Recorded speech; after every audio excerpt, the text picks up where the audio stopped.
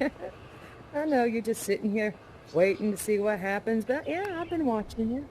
So, you know what to do. Get the screwdriver and come and meet me at the plane.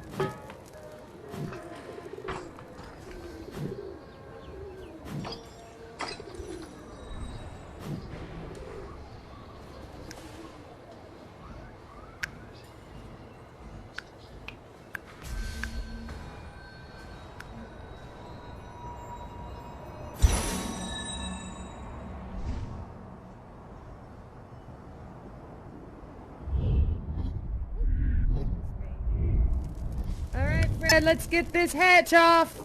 Come on, get in here. Let's get this hatch off.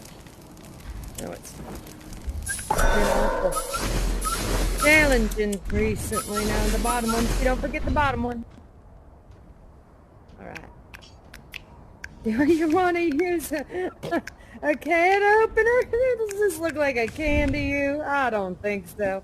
And yeah, all right, Fred, let's get in here and pull this thing off on the count of 3. 1, 2, 3, pull. It seems to be stuck, doesn't it? Oh, darn it. Yeah, everyone, get on in here and help me with this. We're going to try to muscle it off, all right, everyone? On the count of 3. 1, 2, 3, pull. Ow! Darn it. Ow, ow, ow, ow, ow, ow. I smashed my finger. Ow, ow. Oh my God, ow. That hurt. That smarted. I'm going to pretend like it's not hurting at all. I'm not going to pay any attention to it. Thank you. That's so much better. Oh, breathe. Okay. You know what I'm going to do? I'm going to tell you all a story to get my mind off my stupid finger.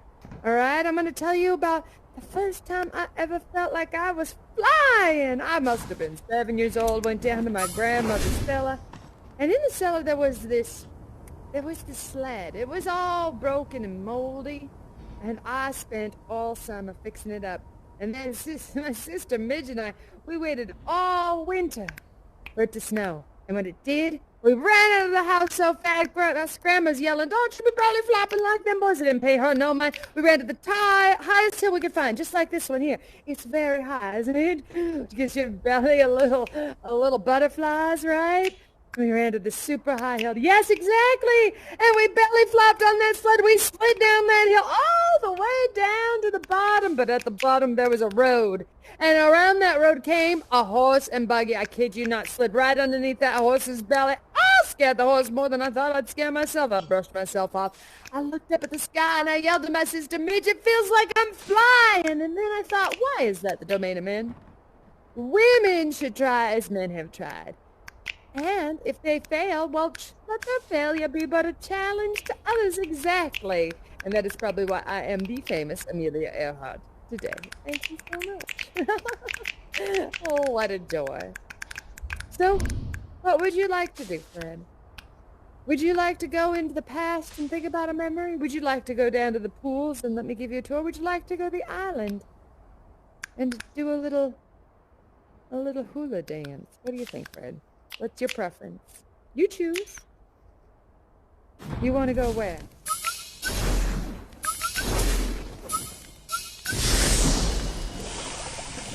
Ah, you want to go to the island. Ah, the beautiful... Well, help me out. And make this plane look like the glorious thing she used to look like. That's right. Up she goes. Look at, there's my Electra. Lordy, what a gorgeous plane she is. Look at that. You see how she gleams in the light? And oh, I do miss her so. What a beautiful plane she is. Used to cut the wind like a hot knife through butter. She's something. All right, well, let's all not lollygag here, everyone. Let's jump through that door and see where it takes us. What do you say? I'll go last. Everyone? Right through there.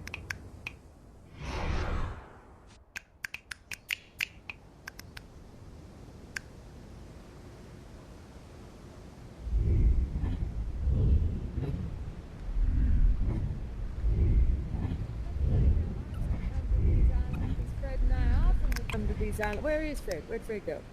Fred, there you are. Okay. So remember how we would come to these islands and they would be just so relaxing and beautiful. In the middle of those flats, they'd treat us like kings and queens. Like, oh, they would feed us and bring us drink, and they'd do performances for us, wouldn't they, Fred? Yes, they would. It was amazing. In fact, there was some dances and performances that were, yes, hulas, that's right. Yes, yes, you remember there was the symbol for like waves. Could you do the symbol for waves? Yeah, the hula symbol for waves. You don't remember? It's simple, waves. Yes, that's right, there you are. And for rain, do you remember the rain, how it went for rain? Of course you do. It's just rain. Rain. That's right. In fact, Fred was quite the hula dancer there, It's always getting the ladies all excited and riled up. Am I right, Fred? Right? Right, yes, love. Always drinking that one. Never missed a good party, staying up late with the locals and all that.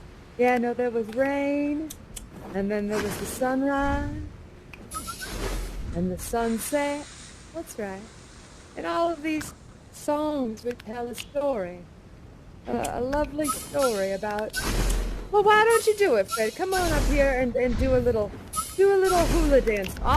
You go ahead and do it, and I'll interpret it. Okay, so, that's right. So once the waves were here, and the waves were there, and upon the wavy shore was a sunset and a sunrise. Then the rains came, a great big storm that washed up on these waves a beautiful maiden with long flowing hair and beautiful eyes. And the villagers thought this maiden was beautiful and a magical creature, this maiden. And she was enamored by those in the village, was she? Seeing all of those here in the village, she wondered what it might be like to leave the sea and to come and live on the land like these others did. So, the locals got together and decided to try to woo her into staying. So up came the most auspicious head, the mayor. Yeah, don't look around, it's you, because of the hat. You look very... The mayor of the town stepped right on up to the maiden, and he says, well, hello, and welcome to our lovely city. We appreciate that you've joined us, and we would like for you to stay. In fact, I would offer my hand in marriage if you would stay in this beautiful island. Gosh, really, I don't know what to say. It is something that I will consider. And he walks off. And then up comes the jester in the town, the clown of the town, the one with a sense of humor, and he says, oh, lady, what a brave and beautiful, lonely place you have washed up to. Come here and join us. We are a fun and happy people. We like to dance. We like to sing. We like to have a good time. Please, my dear damsel, if you were here, you would never be lonely. You would have wonderful nights and evenings of community and fun, I promise you. Would you take my hand in marriage? If you would stay? Let me think about it, says the lady.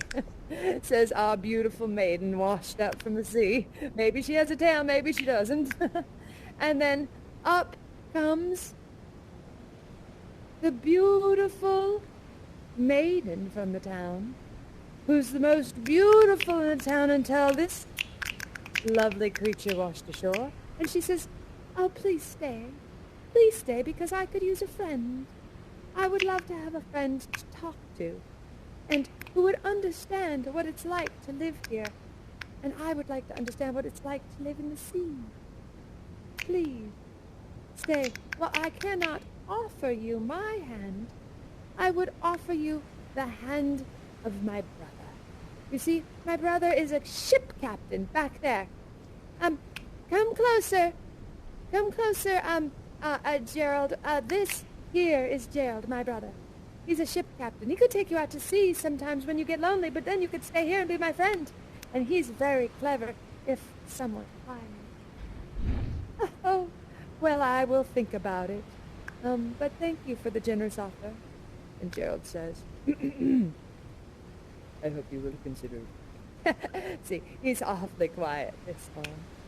And then, from out in the fields, from far away, comes our traveler, the one who is a trader from town to town. And he walks up to the maiden. He says, well, if you stay, my dear maiden, I will take you from town to town. I will show you the world. I will show you all the villages that have people living in them. And you will never be lonely alone. Again, your world will get bigger and bigger and bigger until you know everyone nearby. And we will see the most beautiful thing. I offer my hand in marriage. And she says, gosh, I will think about it. And then, last but not least, comes up our lovely friend from the village. The one who's never appreciated. The one who always gets things done. We call him the accountant.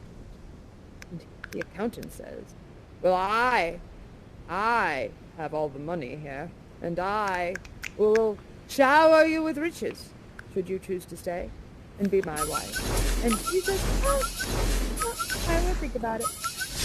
Wow, well, we have a dilemma here, don't we? We have a very popular damsel from the sea, a beautiful maiden who now has to make a choice. Which one shall you choose?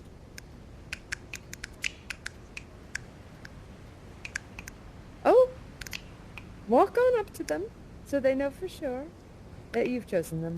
Ah, I see. Our lovely maiden has gone for the riches. Oh, and we've left in her wake a bunch of unhappy and very sad romance heartbreak. Well, there it is. What a silly story. I don't know. Is there an end to the story? You tell me, Fred. Was there an end? I don't remember. It just kept going on and on and on. I remember that was a rather long night. Wait, don't kill. Oh, I see. Well, there's the twist. The real quiet one from the ship sneaks up behind the maiden with a knife and decides that he's gonna kill her. Who knows why? I don't know why. So he kills the maiden and she dies. That's right. Everybody's sad. Oh, then the sister goes after her brother and kills her brother, and he dies. Well, there we go. There's the ending to our story. I don't think that's the real ending. I don't think anybody actually dies. Oh, wait. Oh, we have... that's the head. That's the grave. Oh, you all are so clever. This has been fun, y'all. Oh, yes, who are we mourning? Are we mourning the brother, or are we're mourning the maiden, of course, right? All right, well, maiden, get on in there and be mourned. Go on. Come on, Fred, play along. Yeah, that's right. Get on in there. All right. So, up to the lovely gravestone walks the sister, and she says, I'm so sorry, dear maiden. I don't know why my brother did that. Obviously, he was overtaken by some evil spirit. I'm so sorry. I hope you could forgive me. I did avenge your death, but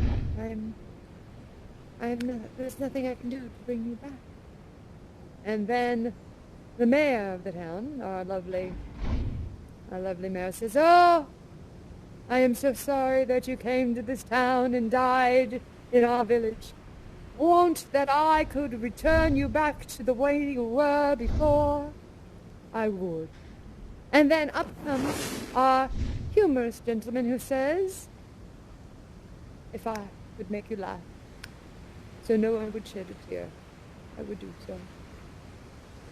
And he steps away. Very dramatic a humor person. All right, and then up comes the trader from the villages, and he says, I wish I could have shown you the world. I could have shown you the world. And he walks. And then, last but not least, a rich person who says, I would have showered you with jewels. You were such a beautiful person inside and out. I would have showered you with love. Oh, that's lovely. So, all the villagers get together. They create a ritual. And they start throwing all these beautiful flowers around. And they throw them on the grave. They say a chant and then they go in a circle. Almost as if possessed. They do. All the way around the circle they go. Until they get back what they were hoping that they could be. And this outpouring of love brings our beautiful maiden back from death. And everybody's happy. Except, of course, the brother who's dead over in the corner. Oh, no, don't. It is just a silly story. Come on back. Well, this is lovely, you all. You made us such a fun little... Yeah, the village, it just had sort of a thing going like that, right? I mean, I think I had too much of their concoctions to really remember how it went. Come join us, friend. That was fun. Yeah, to really remember how the actual stories went. But it was beautiful, wasn't it? So far from the hustle and bustle of Los Angeles, you know. That's where we normally are with the pictures and the interviews. I mean, I'm certainly not as famous as the movie stars, but sometimes I get quite the attention, usually when I'm getting ready to do another leg of the journey, but I wish we hadn't taken that last journey, Fred. I was only a month away from my 40th birthday, and you we both had our whole lives ahead of us. You were always so loyal. You know, that makes me kind of sad, you all. I'm gonna go be by myself for a while. But thank you for your company. This has been really lovely. Oh, a hug. Thank you, everyone. Thank you. You're so kind. Goodbye.